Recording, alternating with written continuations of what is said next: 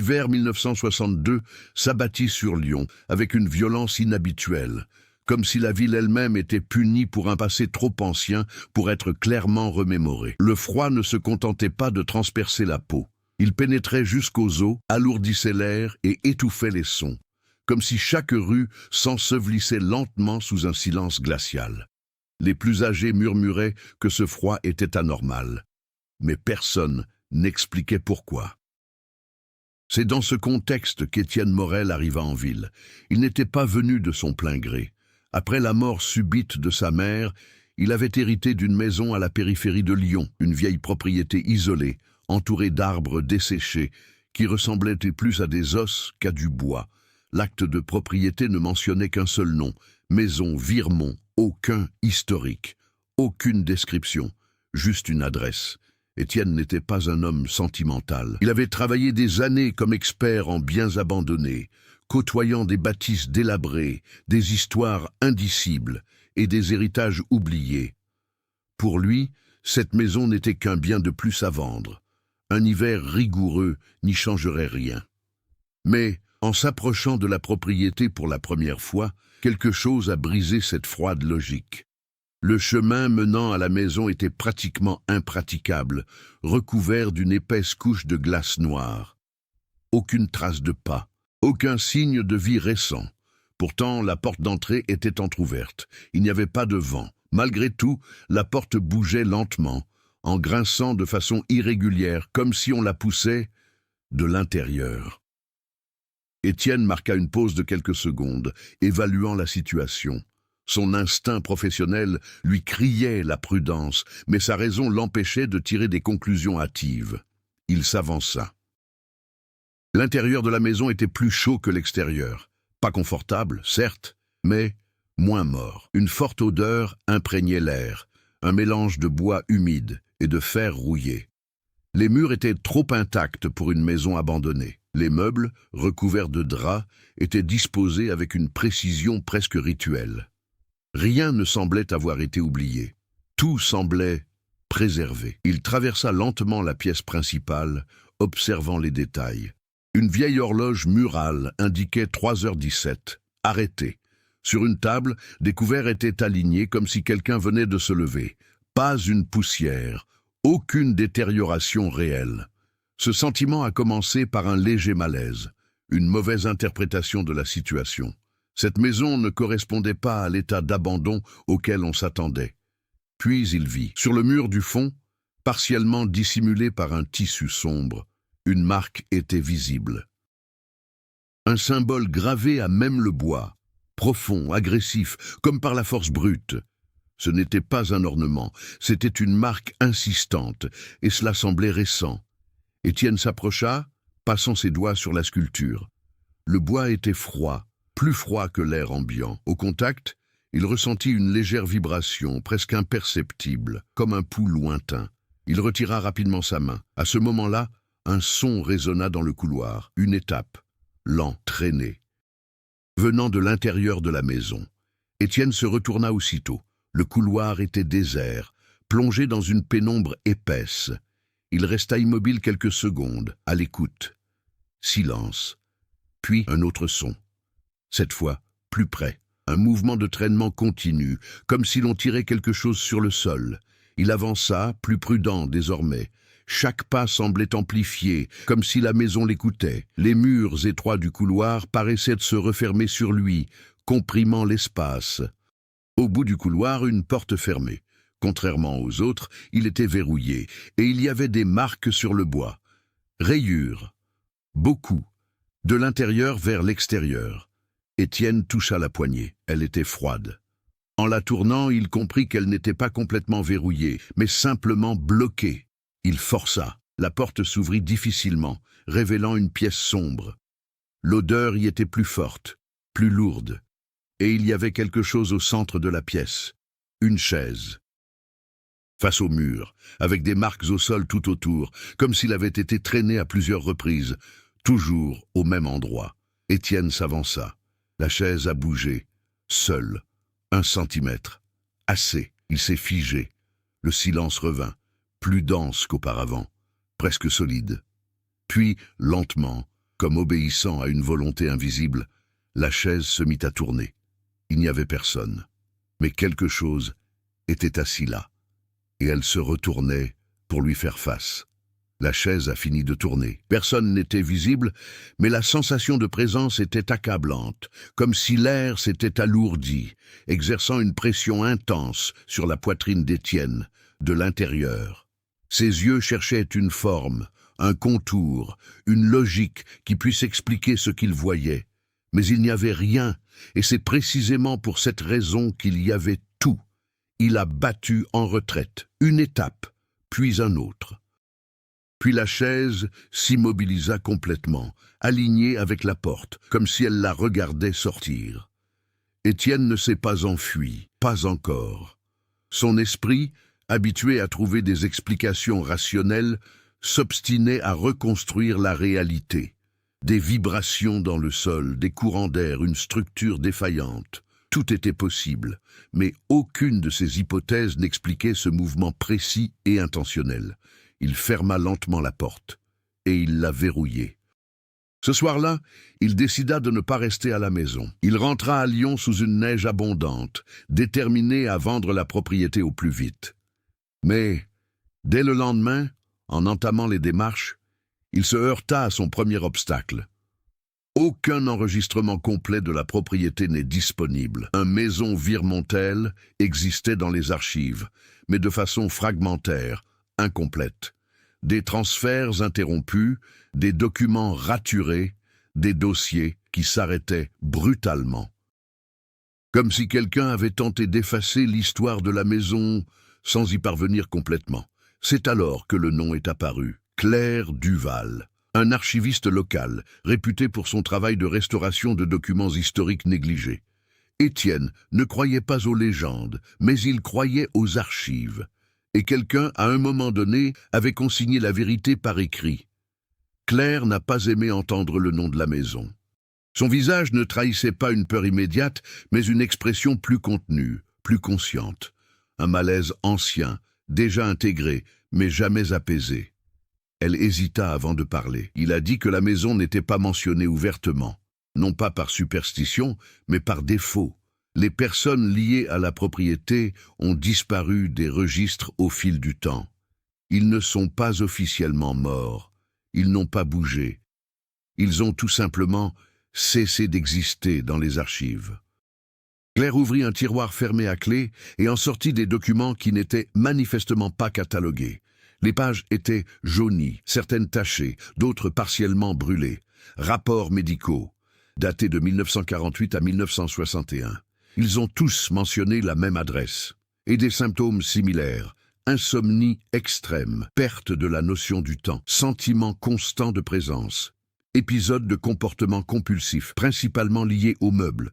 Déplacés de façon répétée aux mêmes endroits. Étienne resta silencieux pendant sa lecture. Des notes ont été prises par des médecins qui, d'abord sceptiques, ont interrompu brusquement leur rapport. Dans certains cas, l'écriture changeait complètement à la fin. Tremblante, désorganisée, presque illisible. L'un des documents a attiré son attention. Le nom du patient avait été barré. Mais la dernière phrase est restée intacte. « Il n'est pas seul quand il dort. Nous avons vérifié. » Étienne leva lentement les yeux. Claire le surveillait déjà. Elle a alors révélé un détail que personne n'avait officiellement consigné. Durant l'hiver, et particulièrement lors des années de froid extrême, les signalements ont augmenté. Bruit, lumière, mouvements internes. Et, dans un petit nombre de cas, mais de façon constante, des disparitions. Toujours connectées à la maison, toujours en hiver, et toujours sans témoin direct. Étienne s'efforçait de garder la situation sous contrôle. Une explication était encore possible. Hystérie collective, documents mal interprétés, coïncidences amplifiées par la peur. Il avait déjà vu des histoires prendre une telle ampleur, mais quelque chose clochait. Ces documents ne ressemblaient pas à des histoires. On aurait dit des tentatives ratées de documenter quelque chose, de trop réel pour être accepté. Claire a alors posé une question simple.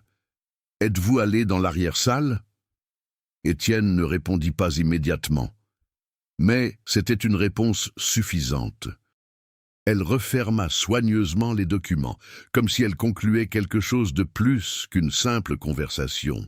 Il a déclaré que la maison ne devrait pas être vendue, même pas habitée, même pas une enquête. Il a expliqué que l'erreur commençait toujours de la même manière, quelqu'un qui essayait de comprendre. Avant qu'Étienne puisse poser la question, elle ajouta quelque chose d'autre, presque dans un murmure. « La maison n'est pas vide, elle ne l'a jamais été. » Cette nuit-là, de retour dans le petit appartement où il logeait, Étienne essaya de dormir. Il ne pouvait pas. Il s'est réveillé à 3h17 du matin, sans savoir à quel moment il s'était endormi. La pièce était silencieuse, mais quelque chose clochait. La chaise à côté de la table n'était pas là avant, il en était sûr, absolu. Elle était placée face au lit. Propriété, il en a besoin, comme si quelqu'un s'était assis dessus quelques minutes auparavant. Et il se leva lorsqu'il réalisa qu'il s'était réveillé. Étienne ne toucha pas la chaise. Il restait immobile dans son lit, les yeux fixés sur la silhouette rigide qui se découpait sur le mur. Son esprit tentait de reconstituer le déroulement logique des événements, mais il y avait un vide, un espace vide entre le moment où il s'était endormi et celui où il s'était réveillé. Et dans ce vide, quelque chose s'était produit.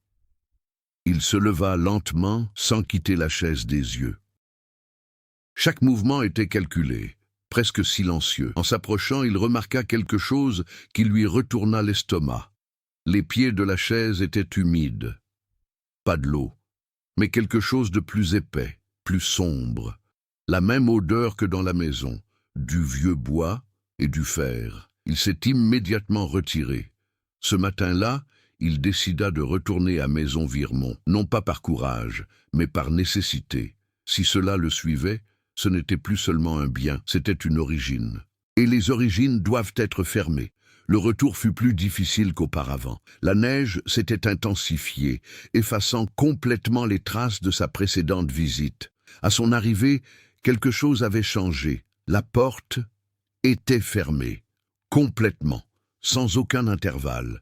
Étienne s'arrêta quelques secondes devant elle. Son corps perçut l'incongruité avant même que son esprit ne formule la question. Il avait laissé la porte entr'ouverte. J'en étais sûr.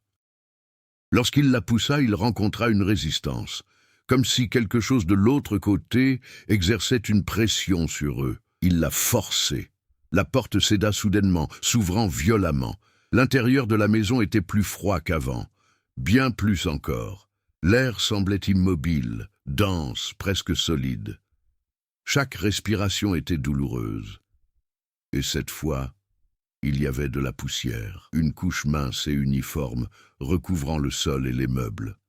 C'était comme si la maison avait vieilli de plusieurs années, en une seule nuit, mais pas complètement. Il y avait des marques, traces, des traînées de poussière irrégulières, éparpillées dans toute la pièce principale. Marques de traînées, des meubles en cours de déménagement, des objets repositionnés à plusieurs reprises.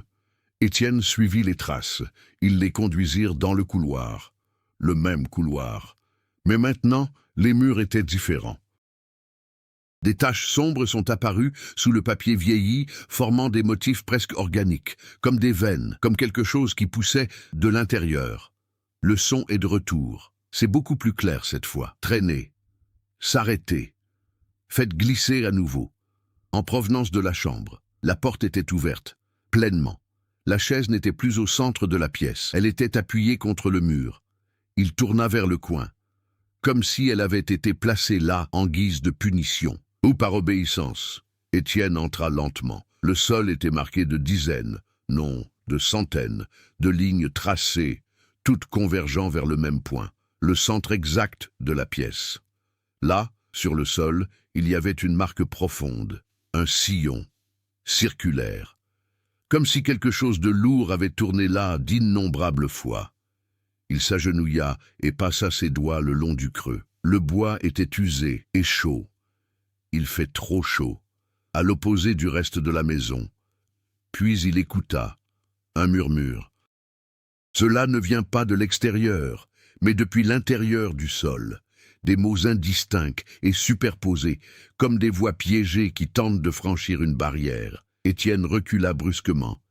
Et à ce moment-là, la porte se ferma, avec force. Il courut vers elle et tourna la poignée de porte. Bloqué, le bruit de traînement est revenu derrière lui. Voilà, lourd. Il ne voulait pas se retourner, mais la situation s'est inversée. La chaise était de nouveau au centre de la pièce, seule, propriété. Mais différent.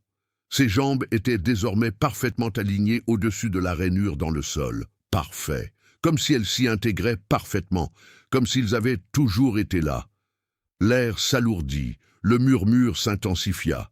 Maintenant, c'est plus clair, plus près. Et puis, la chaise a bougé. Pas lentement, mais une seule fois, violent, tournant violemment sur elle-même, comme si une personne invisible en avait perdu le contrôle, et ça s'est arrêté, face à lui.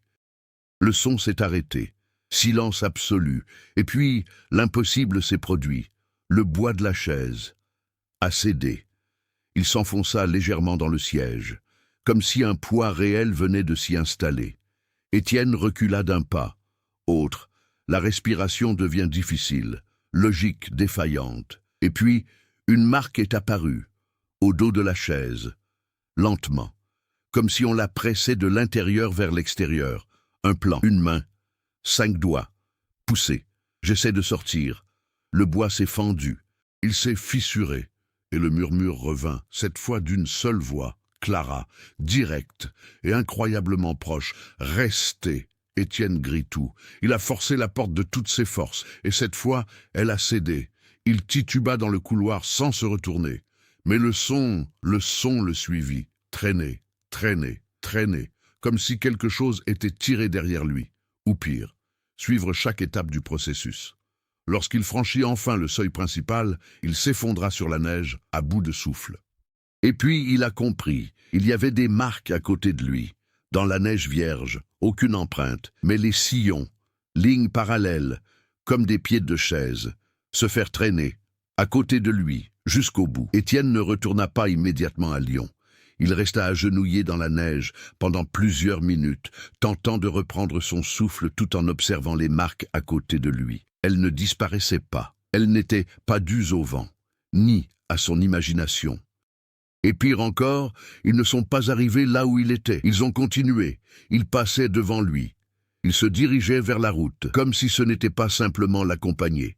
Mais elle avait son propre destin. Il se leva lentement. Et, contre toute logique, il décida de suivre les sillons. Le sentier serpentait à travers l'épaisse couche de neige, longeant des arbres dénudés jusqu'à atteindre une partie plus isolée de la propriété, une zone qu'il n'avait jamais explorée auparavant.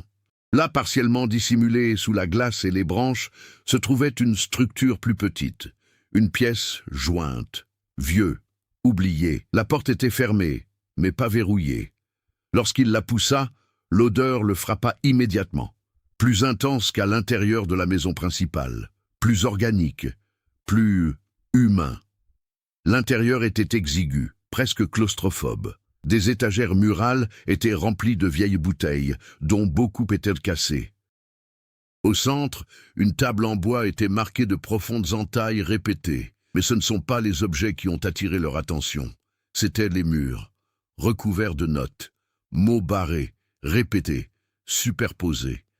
La même phrase, écrite des dizaines, voire des centaines de fois, ne les laissait pas s'asseoir.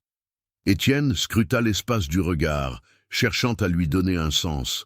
Ce n'était pas de la superstition, c'était une tentative de contrôle ou confinement. Sur la table, il trouva un carnet partiellement conservé. Les pages étaient rigides, tachées, mais encore lisibles par endroits. C'était un journal intime ou quelque chose d'approchant. Les premiers enregistrements étaient techniques, des observations objectives, presque cliniques. Ce comportement apparaît après une exposition prolongée à l'environnement primaire. Mouvement autonome des objets, focus sur les structures de support.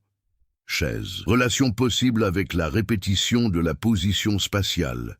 Mais au fil des pages, l'écriture s'est détériorée. Les phrases devenaient plus courtes, très urgentes. Ce n'est pas l'objet, ce n'était jamais l'objectif.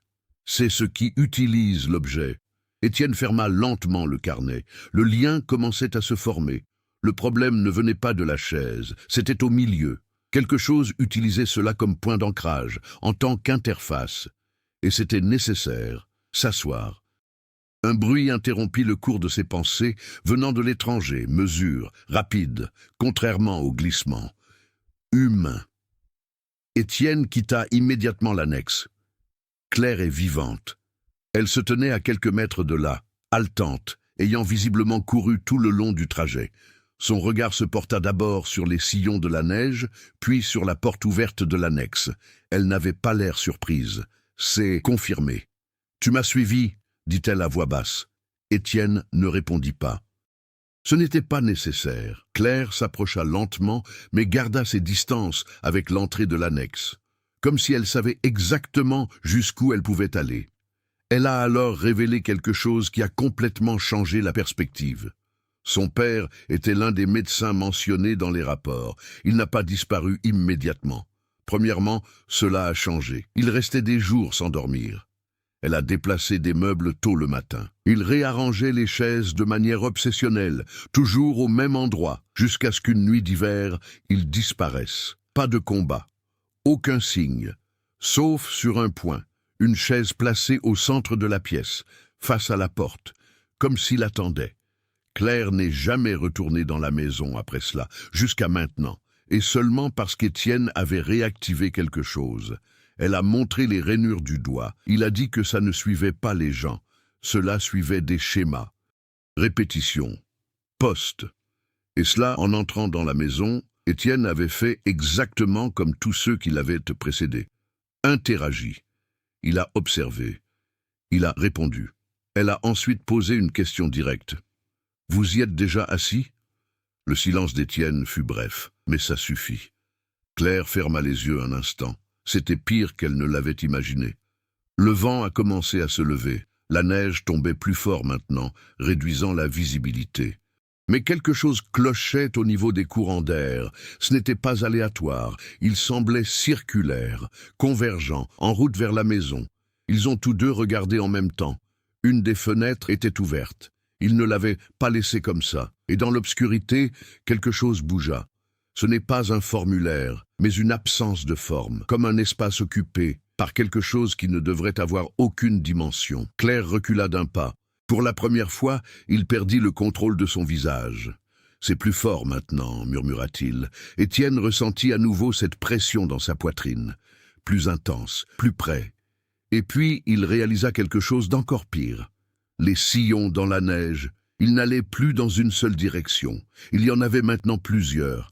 Passage de l'autre côté, multiplication, comme si plusieurs choses étaient en mouvement, ou comme si c'était le cas apprentissage. La porte d'entrée claqua, seule. Le son résonna dans la propriété comme un coup de feu sec, et pendant une brève seconde, ils ont tous deux entendu. Plusieurs chaises sont traînées en même temps, à l'intérieur. Le son s'est arrêté brusquement. Le silence qui suivit n'était pas un soulagement, c'était une préparation. Étienne et Claire restèrent immobiles, fixant la maison, comme si elle pouvait réagir au moindre mouvement. La neige continuait de tomber, mais elle ne semblait plus naturelle. Les flocons tourbillonnaient en motifs irréguliers, comme si une force invisible modelait l'air autour de la propriété. Puis, sans prévenir, la fenêtre qui était ouverte se referma violemment de l'intérieur. L'impact résonna comme un coup sec.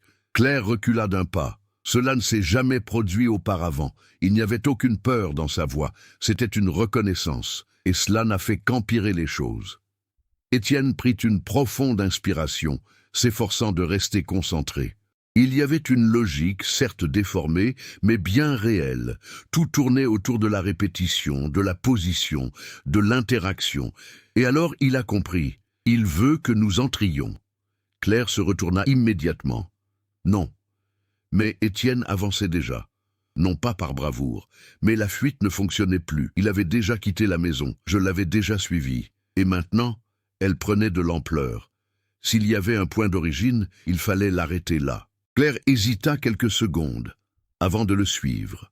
Ils pataugèrent dans la neige en direction de la porte principale. Cette fois, il n'y eut aucune résistance. La porte s'est ouverte toute seule.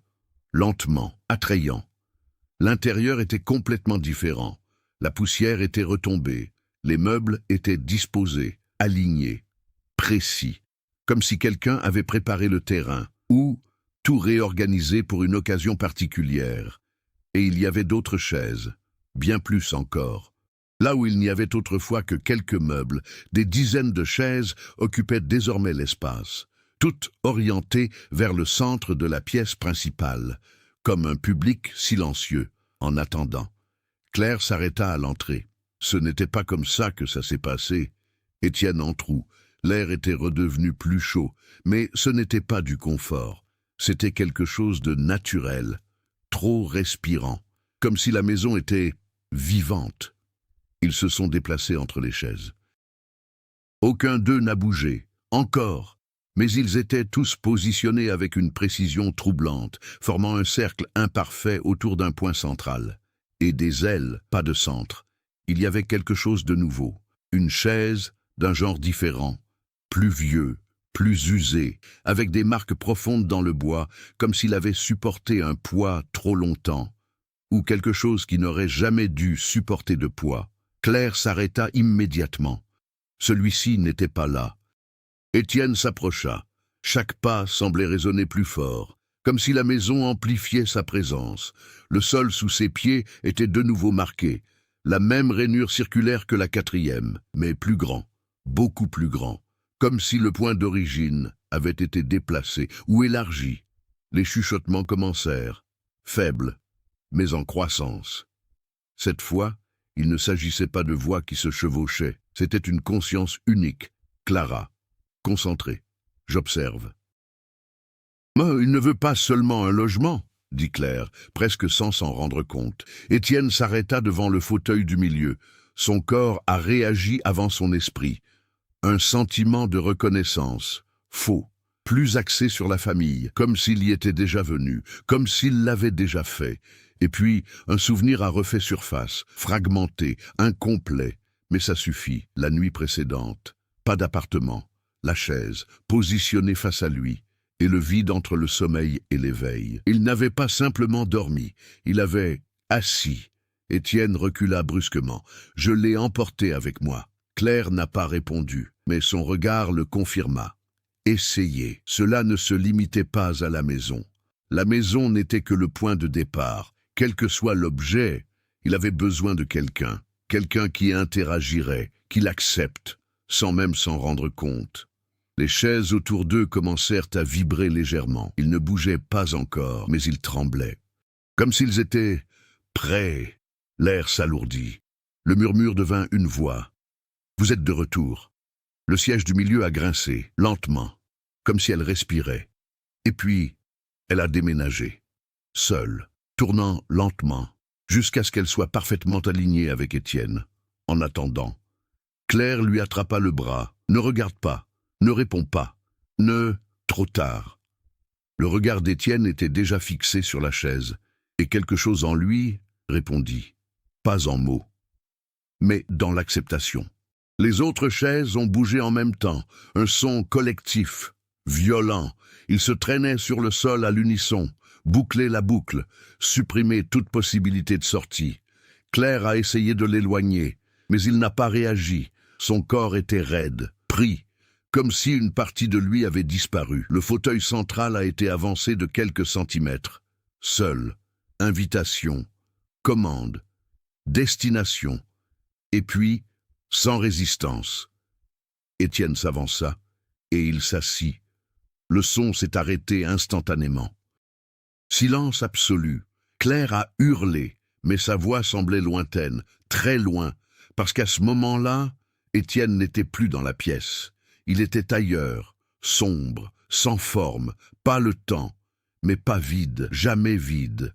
Il y en avait d'autres, beaucoup, présence comprimée, superposés, piégés, et tous concentrés sur un seul point, un centre, là où quelque chose de plus grand observait, en attendant. Et alors, pour la première fois, il comprit.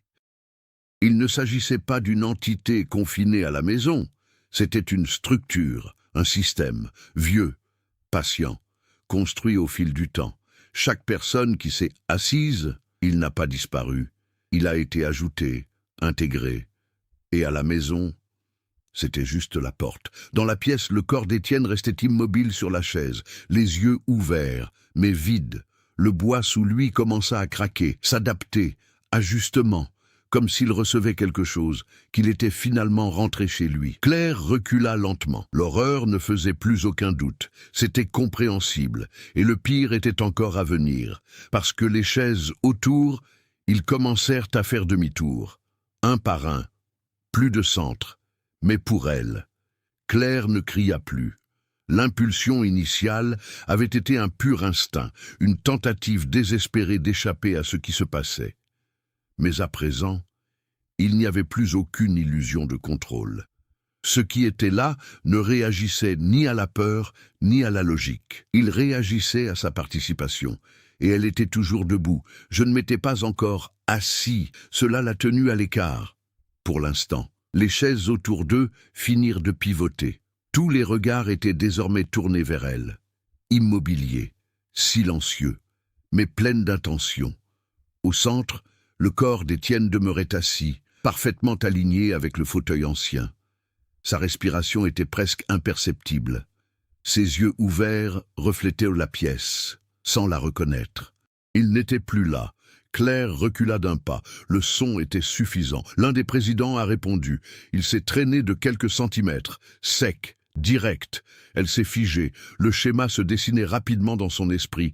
Ce n'était pas aléatoire. Ça ne l'avait jamais été. Le mouvement a généré une réponse. L'interaction, elle a alimenté cela. Elle prit une profonde inspiration, s'efforçant de maîtriser jusqu'au rythme de son propre corps. Son regard parcourut la pièce, analysant chaque détail, chaque position. Et puis il réalisa quelque chose de crucial.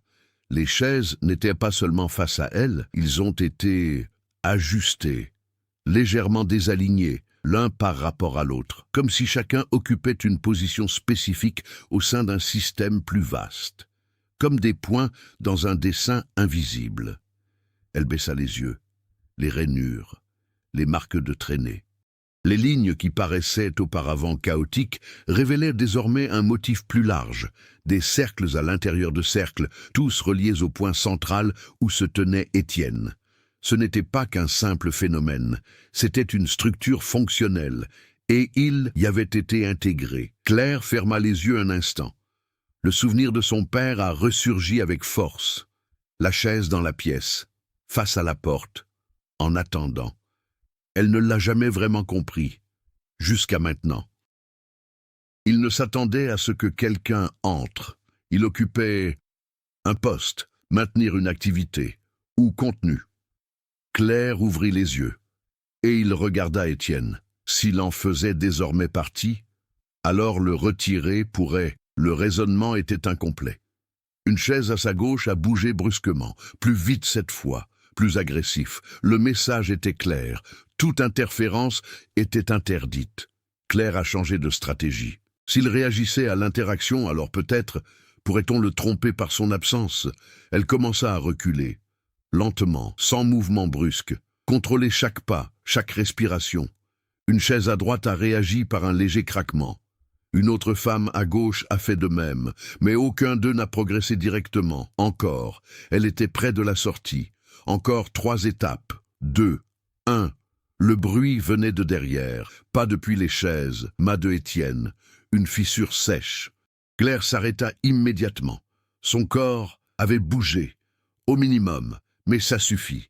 Sa tête s'inclina légèrement sur le côté, comme s'il écoutait, ou pour répondre. L'atmosphère dans la pièce a changé, plus dense, plus compressée. Et puis, il a parlé. Une voix était d'elle, mais ce n'était pas le cas. Il y avait plusieurs couches, chevauchements, d'autres voix, utilisant la même structure. Ce n'est pas fini. Claire sentit son sang se glacer. Ce n'était pas seulement actif, j'étais conscient, et pire encore, adaptable. Elle n'était plus confrontée à un schéma fixe, mais j'apprenais quelque chose. La porte derrière elle se referma, sans violence. Je suis là. En clair, il a décidé de fermer définitivement. Claire se retourna lentement, pas de courant d'air, aucun mécanisme, juste une conclusion Elle a été emprisonnée. Les chaises se remirent en mouvement. Cette fois, pas en réponse directe à ces mouvements, mais de leur propre initiative. Se traînant sur de courts chemins, ajustant ses positions, affinant le motif sur le sol, le système se réorganisait. Optimisation.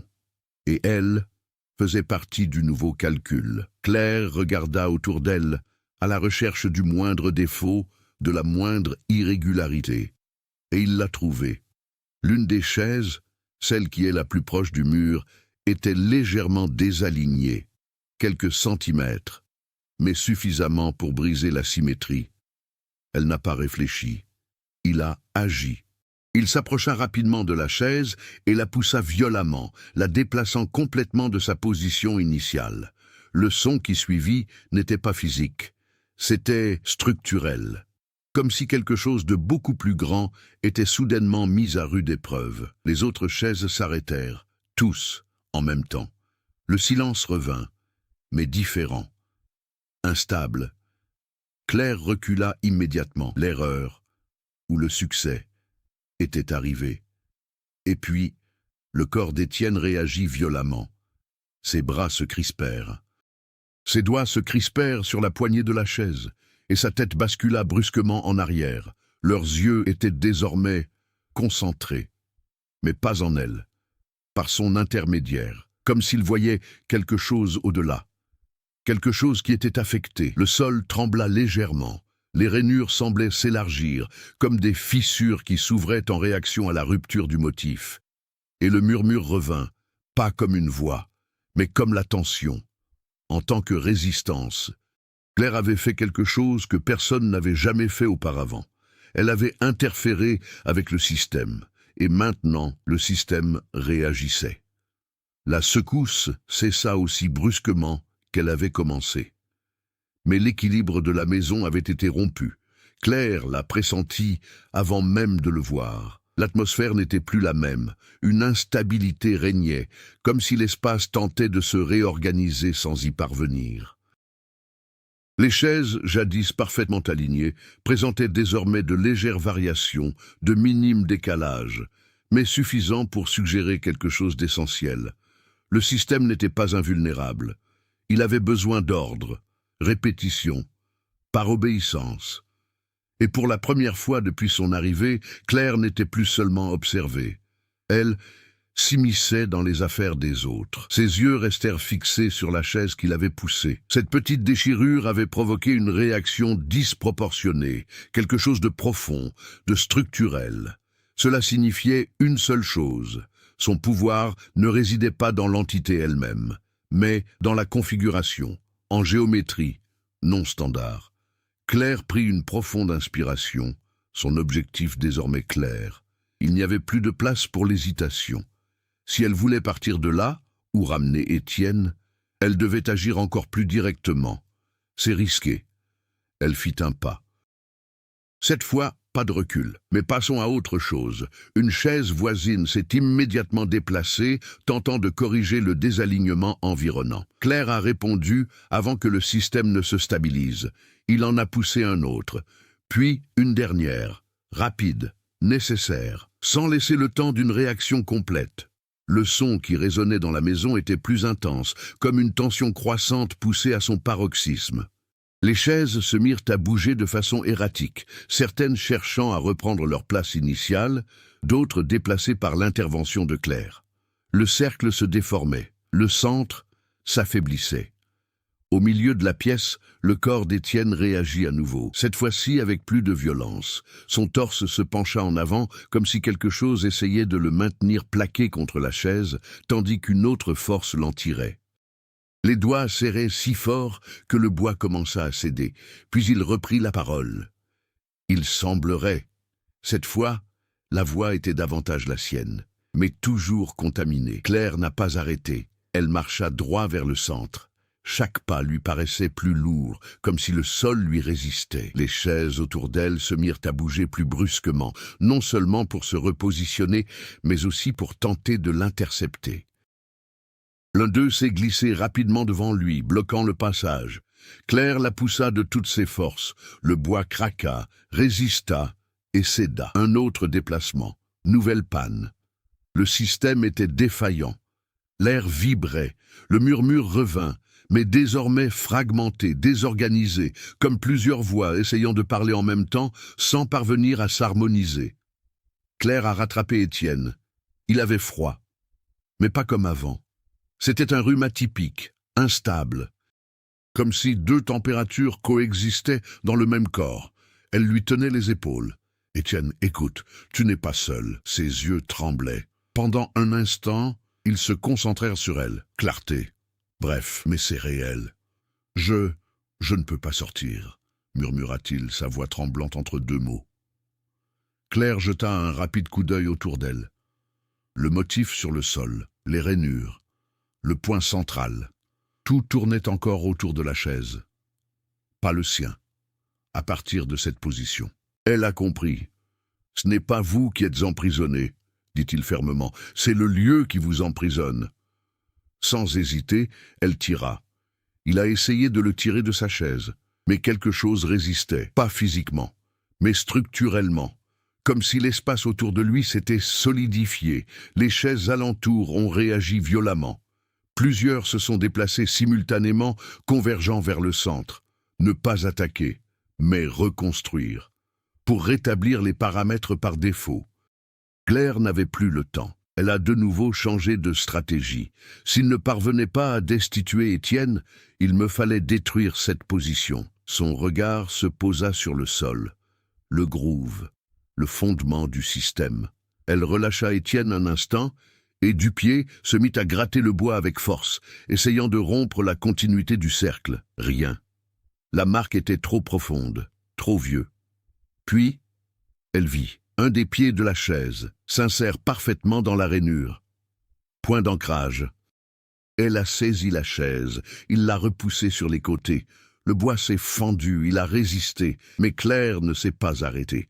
Il utilisa tout son poids corporel, toute la force qu'il avait accumulée à ce moment-là.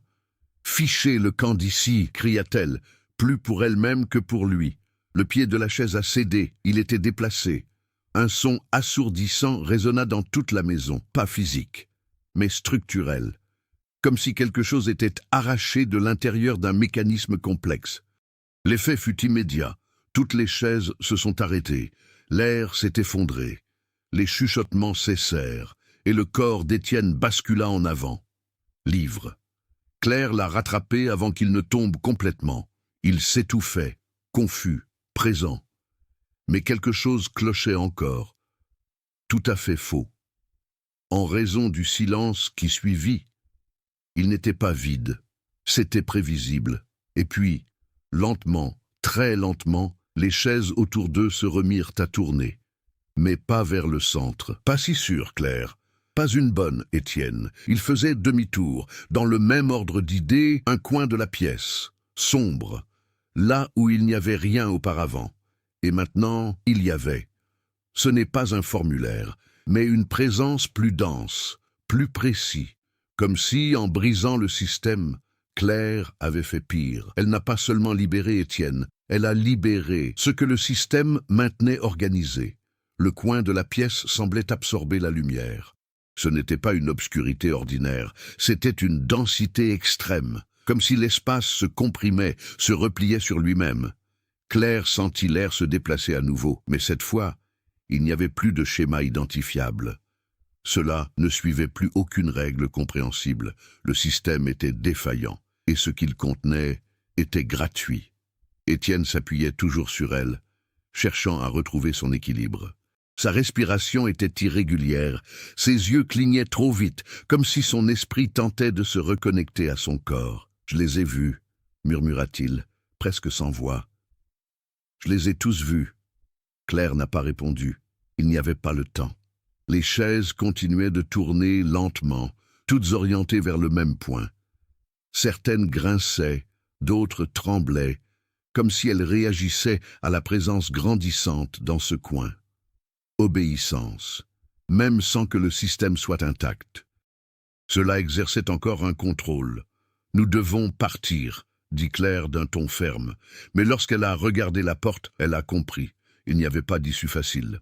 La porte était là, visible, fermés, mais la distance entre eux et elle semblait anormale, plus long, plus loin qu'il ne devrait l'être, comme si la maison se réorganisait d'elle-même, en expansion, gagnée en profondeur. Étienne tenta de faire un pas.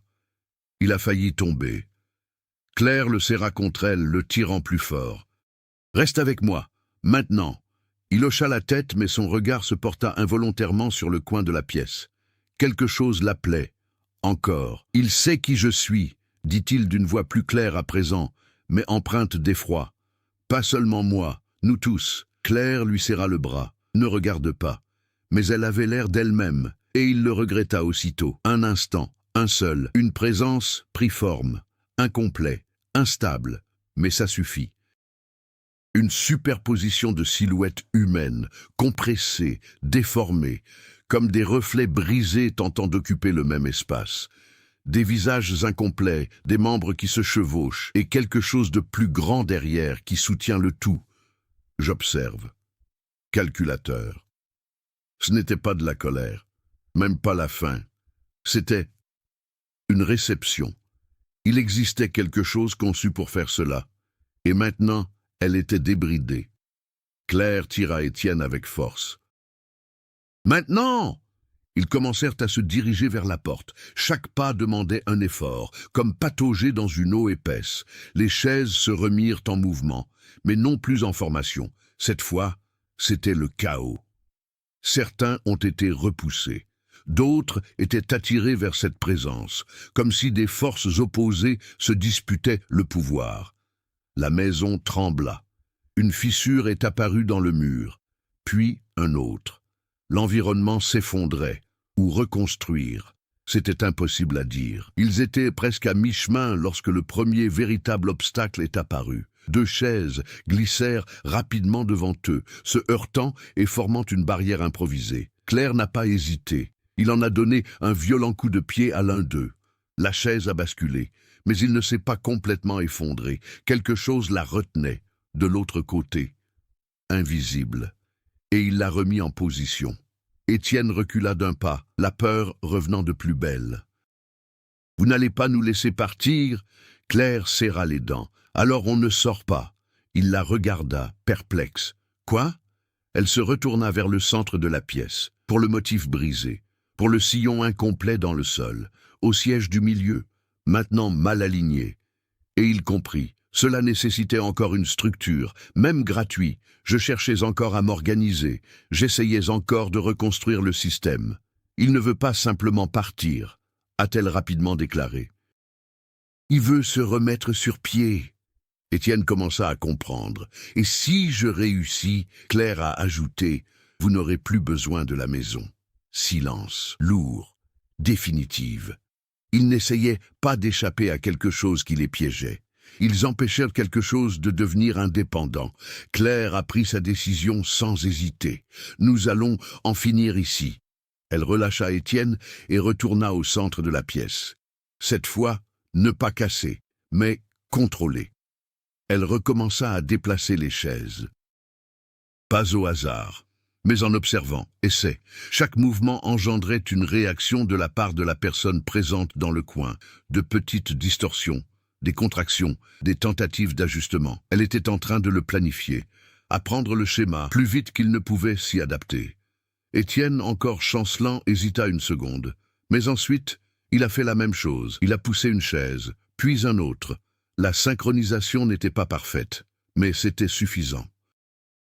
L'espace a réagi, les distorsions se sont accentuées, la présence semblait à nouveau comprimée, obligée de s'adapter à la nouvelle configuration. Mais il y avait un problème, elle apprenait aussi, plus vite maintenant.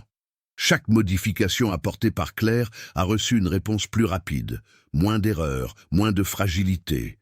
Le temps jouait contre eux. Le sol commença à se fissurer sous ses pieds.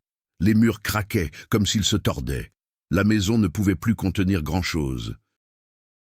Claire regarda Étienne. Encore une fois, il hocha la tête. Ils se sont tous deux déplacés en même temps vers le siège du milieu, le point critique, le noyau. S'il pouvait contrôler cela, peut-être pourrait-il imposer un confinement définitif, ou tout détruire.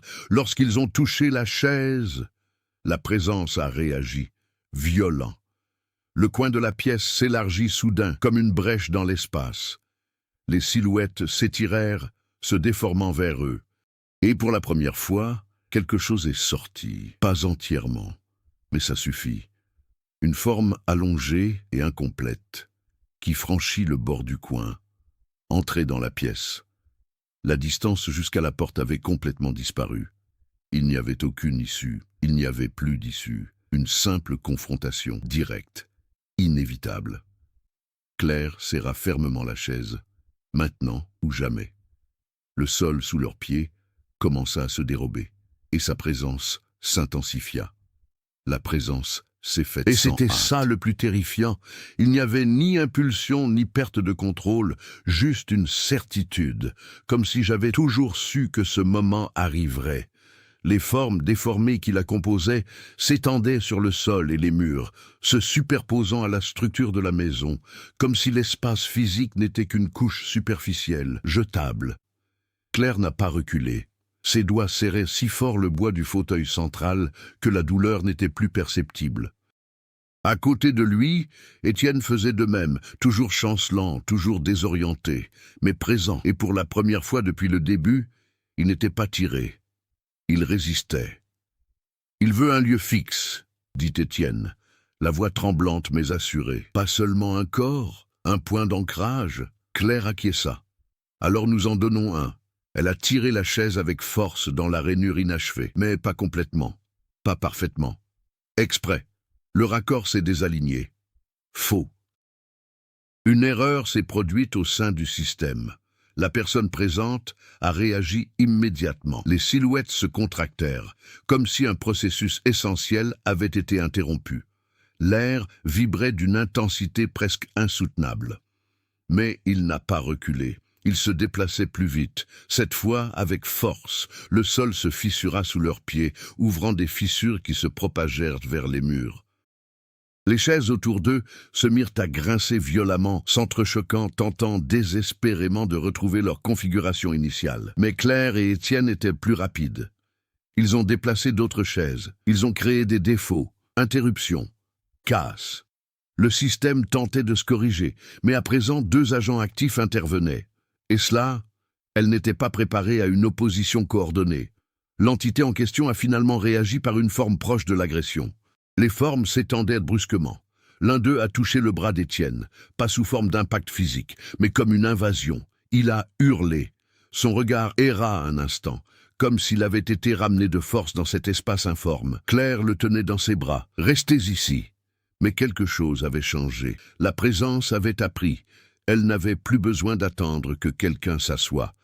Pourrait tirer. Le siège du milieu s'est mis à vibrer violemment. Ce choix imparfait engendrait une instabilité mais aussi une attirance, comme une couture défaite qui cherchait encore à remplir sa fonction. Claire a compris le risque. S'il a fini de se mettre en rang, Étienne termina luttant contre ses propres pensées. Il fixe intensément. Et si ça ne marche pas, silence, cours, mais ça suffit. Il s'effondre, dit Claire. Elle regarda la chaise, puis dans le sillon, puis pour la présence. La décision a été prise sans hésitation. Nous ne le corrigeons donc pas. La situation empire. Avant qu'Étienne puisse réagir, elle donna un coup de pied de toutes ses forces dans le pied de la chaise. La jambe, qui était déjà partiellement en place, a de nouveau cédé. Cette fois, il a cassé. Le son qui se propageait dans l'espace était dévastateur. Il ne s'agissait pas seulement de la structure, c'était une rupture. La présence cessa. Il a gelé, pendant une seule seconde. Et puis, il a explosé. Pas en termes de force physique, mais dans la fragmentation. Les silhouettes se dissipèrent dans des directions opposées, comme si ce qui les maintenait ensemble avait été arraché. L'espace autour d'elles commença à s'effondrer, se repliant et se contractant sur lui-même. Le sol s'est encore davantage dérobé sous ses pieds. Les murs se sont déformés. La maison entière a commencé à s'effondrer, pas physiquement, mais structurellement, comme si on l'effaçait de l'intérieur vers l'extérieur. Étienne tomba à genoux, respirant difficilement. Mais gratuit, entièrement gratuit. Pour la première fois, Claire l'a tiré vers elle. Maintenant, ils ont couru. Il n'y avait plus de chaises qui bloquaient le passage. Il n'y avait plus de normes. La porte réapparut. Distant, mais accessible. La présence était toujours là. Mais ils ne sont plus cohérents. Des fragments tentaient de se recomposer, se répandant sur le sol comme des ombres liquides. Mais sans structure, pas de commande. Incontrôlable, Claire et Étienne atteignirent la porte. Elle l'ouvrit avec force et, au moment où ils ont traversé, la maison s'est effondrée. Derrière eux, le son final était sec, comme quelque chose qui s'arrête pour toujours. Ils sont tombés dans la neige, haletement, vivants. Le silence revint, mais cette fois, c'était réel. Aucun bruit de frottement, pas de chuchotement, absence. Un maison Virmontil était toujours là, mais différent. Les fenêtres étaient cassées, le bois pourri. Manque d'organisation, sans précision, une simple maison abandonnée, comme cela aurait toujours dû être. Étienne regarda Claire. Ses yeux portaient encore le poids de ce qu'elle avait vu, ce que cela a failli devenir. « C'est fini ?» demanda-t-il. Claire a mis quelques secondes à répondre. Il regarda autour de lui. Le sol, son nom. Silence. « Non !» finit-il par dire. Mais il fut interrompu. Et, pour la première fois depuis le début, cela suffisait. Les jours suivants n'apportèrent aucun soulagement immédiat. L'absence de bruit, de mouvements inexplicables, de tout signe de ce qui habitait la maison aurait dû signifier la paix. Mais pour Claire et Étienne, ce n'était qu'un silence pesant. Un silence qui semblait les observer. Un maison Virmont, le site, a été isolé par les autorités locales suite à l'effondrement partiel de sa structure. Officiellement, il n'était considéré que comme un danger matériel. Bois fragilisé, risque d'effondrement, accès interdit.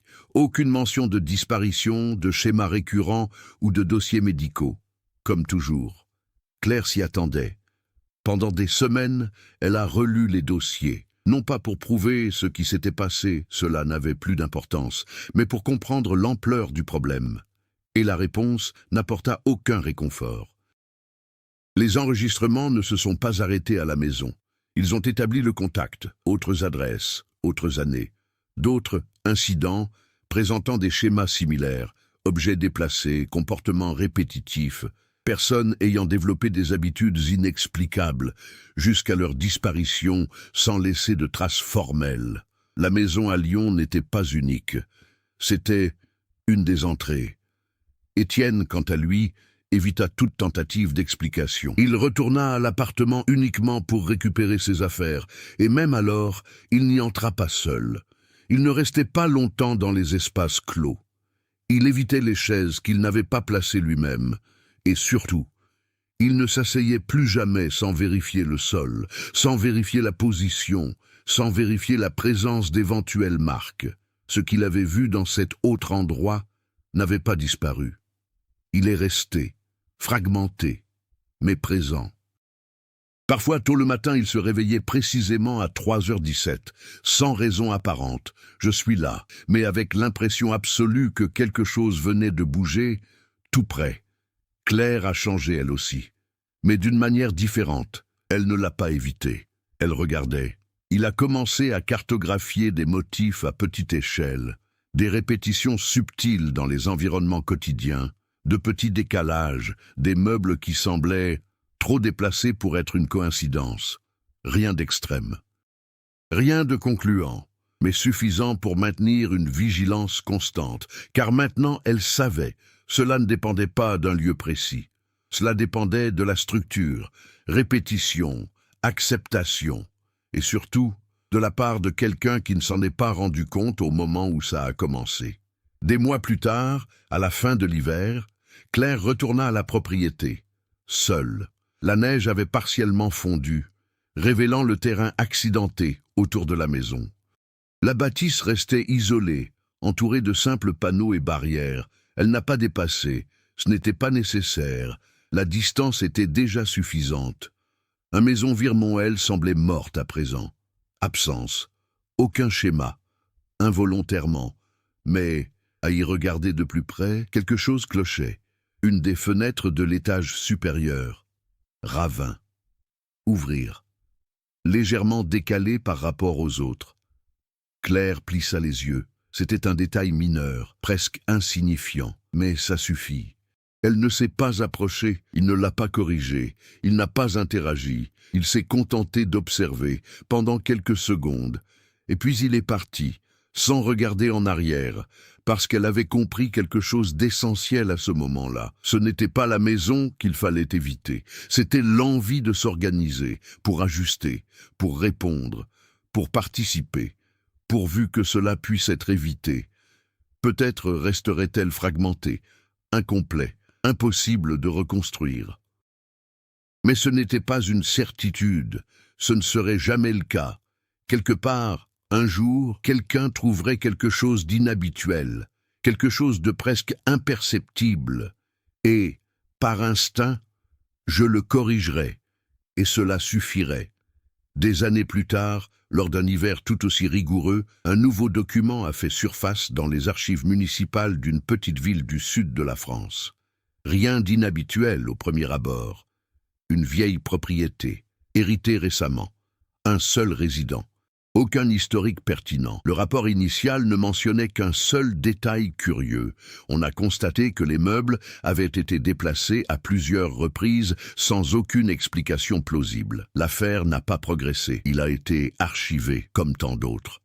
Sur la dernière photo jointe au dossier, prise par l'équipe d'inspection, on voyait une pièce simple, vide, à l'exception d'une seule chaise, pas au centre, parfaitement alignée, face à la porte, en attendant. Et maintenant, dites-moi, si vous entriez dans un endroit où tout semblait légèrement déplacé, résisteriez-vous à la tentation de le réarranger, s'aligner, simplement pour correct? Car parfois, ce qui ressemble à du désordre n'est pas une erreur. Il s'agit de retenue. Si cette histoire vous a fait réfléchir à 2 fois avant de déplacer une simple chaise, alors elle a atteint son but. Dites-nous en commentaire, auriez-vous agi différemment si vous aviez été Claire ou Étienne? Et n'oubliez pas de vous abonner et de partager, car la prochaine histoire pourrait être plus proche de votre réalité que vous ne l'imaginez.